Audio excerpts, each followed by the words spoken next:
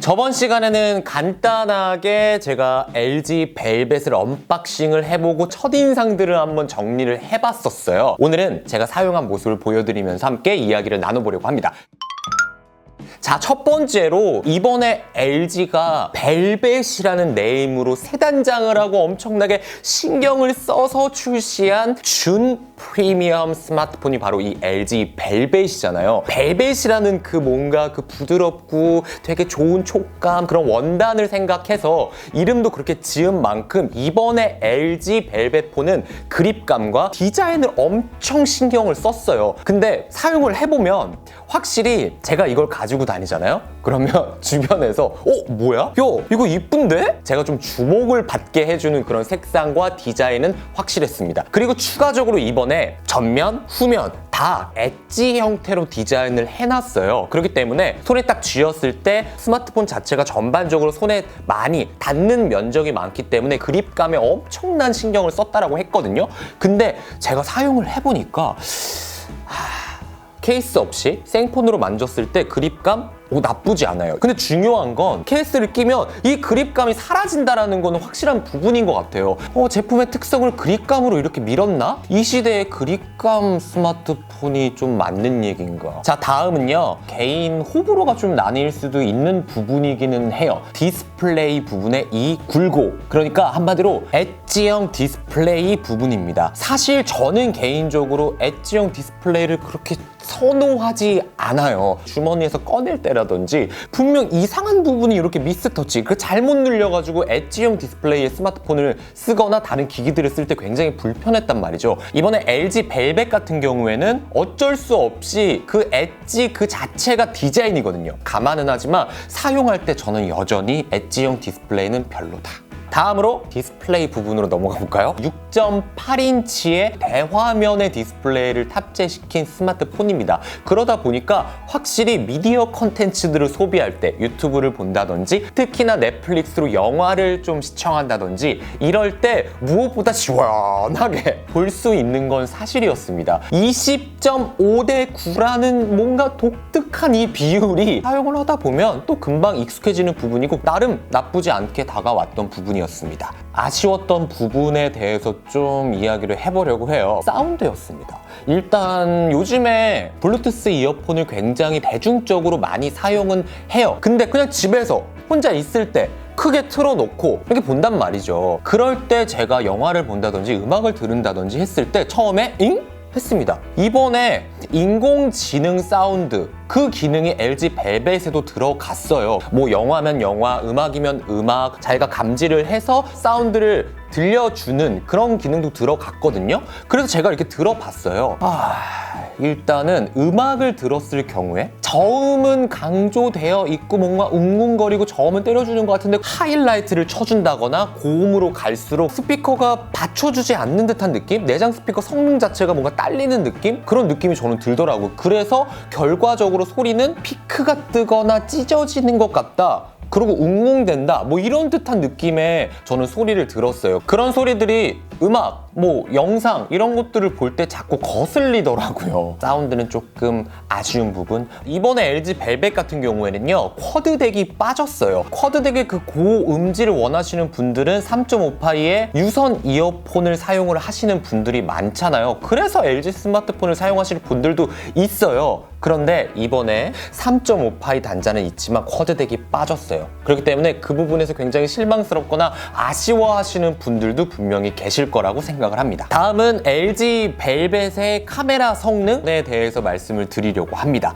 이번에 새롭게 추가가 됐고 뭐 신기한 기능도 많고 재밌는 기능도 많았거든요. 그래서 이것저것 한번 사용을 해보면서 결과물이 또 어떻게 나왔는지에 대해서 같이 보면서 이야기하도록 할게요. 인물 사진 모드 이 부분에 대해서 말씀을 드리려고 해요. 결과물을 함께 보시죠. 너무 자연스럽지 않다라는 생각에 물씬 풍기는 인물 사진이 만들어진 걸 확인을 할 수가 있습니다. 전면 사진도 보여드릴게요. 이건 제가 셀카를 찍은 부분인데도 뭔가 얼굴빛이 되게 화사하게 나오고 뭔가 이런 부분은 또 마음에 드는 부분이기는 해요. 그런데 뒷부분의 배경이 디스플레이라든지 이런 것들이 그냥 포토샵으로 뒷부분 배경을 지운 살짝 블러 처리를 막 억지로 해놓은 느낌? 이런 느낌이라서 저는 LG 벨벳으로 저는 인물 사진을 많이 찍을 것 같지는 않습니다. 자, 그리고 그 밖에 대표적인 동영상 기능도 제가 한번 사용을 해봤어요. 그동안 LG가 V50부터 시작해가지고 스마트폰들을 출시할 때 크리에이터들을 위한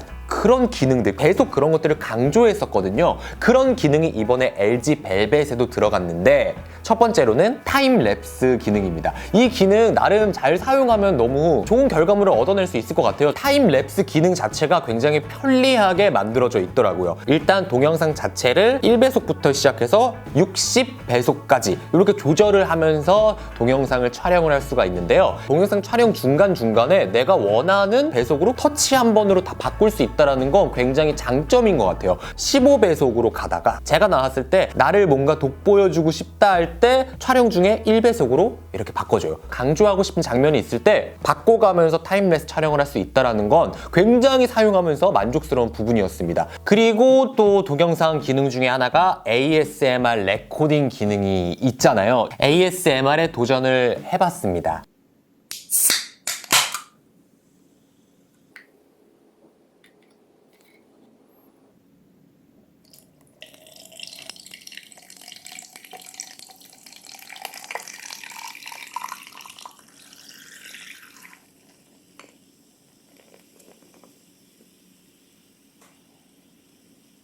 어떠셨어요? 근데 생각보다 스마트폰 한 대만 가지고 ASMR 촬영을 했는데도 불구하고 어느 정도 구색이 갖춰지는구나. 사실 이 기능 자체가 정말 그 미세한 소리를 잘 감지해서 선명하게 그 사운드를 따내고 이런 느낌이 아니고요. 전체적인 볼륨을 극대화시키는 수준이다? 그래서 뭐 주변의 노이즈라든지 다 같이 증폭되는 느낌이었어요. 그래서 결과적으로 ASMR을 뭔가 전문적으로 하기 위해서 LG 벨벳을 사용하면 된다라고 절대 말씀드릴 수는 없을 것 같고요. 그냥 가끔씩 재밌는 기능 중에 하나다라는 생각으로 사용을 하시면 재밌는 동영상을 얻을 수 있다는 걸 느꼈습니다. 그리고 다음 동영상 기능 중에 하나는 보이스 아웃 포커스를 한번 사용을 해봤어요. 굉장히 시끄러운 곳에 가가지고 일반 동영상 촬영 그리고 보이스 아웃 포커스 동영상으로 제가 두 개를 동일하게 찍어봤습니다.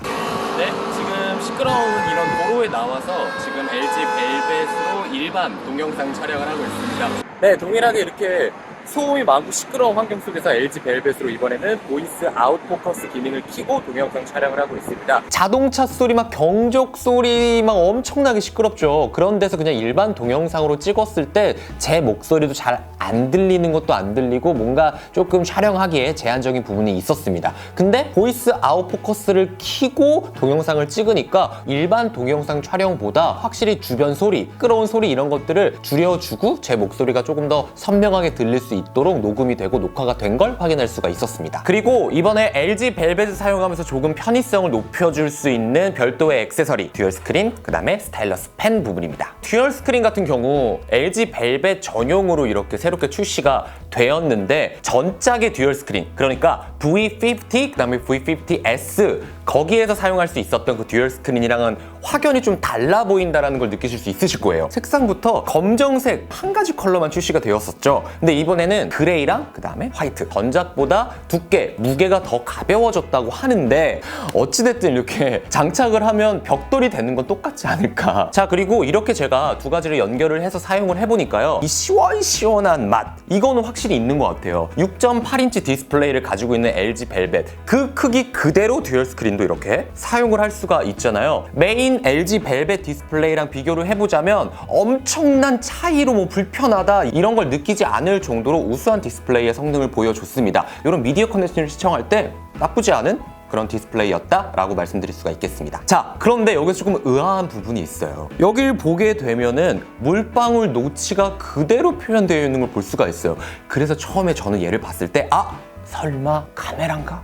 라는 생각을 했는데 아닙니다. 카메라인 척하는 물방울 노치였습니다. 자, 그리고 이렇게 닫았을 경우에 전면 디스플레이가 전작보다 훨씬 커졌어요. 그래서 시계라든지 간단한 알림 이런 것들을 확인을 할 수 있는데 저는 이 부분은 굉장히 편하더라고요. 그리고 조금 아쉬운 부분 사용하면서 느꼈던 게 뭐냐면 일단 듀얼 스크린을 장착을 하고 사용을 하게 되잖아요. 그러면 생각보다 얘를 빼지 않게 돼요. 귀찮거든요. 듀얼 스크린을 사용하지 않을 때 뒤로 꺾어서 메인 디스플레이로 카톡을 한다거나 생각보다 이렇게 사용하는 빈도수가 나름 많았습니다. 그런데 여기서 하나의 단점이 뭐냐? 이 상태에서 카메라를 쓰고 싶으면 전면 카메라밖에 사용을 할 수가 없다라는 거예요. 여기에 다 카메라를 가리니까. 그래서 후면 카메라를 꼭 사용하고 하고 싶다라면 이렇게 사용을 해야 되는데 이 부분이 조금 부담스럽잖아요. 나중에 조금 더 발전이 된다면 이렇게 했을 때도 후면 카메라를 사용을 할 수 있게 해주면 어떨까? 그럼 대박이겠다. 자, 이렇게 간단하게 듀얼 스크린을 한번 살펴봤고요. 별도로 또 구매해서 사용을 할 수가 있는 스타일러스 펜까지 지원을 하잖아요. 이 부분을 한번 볼까요?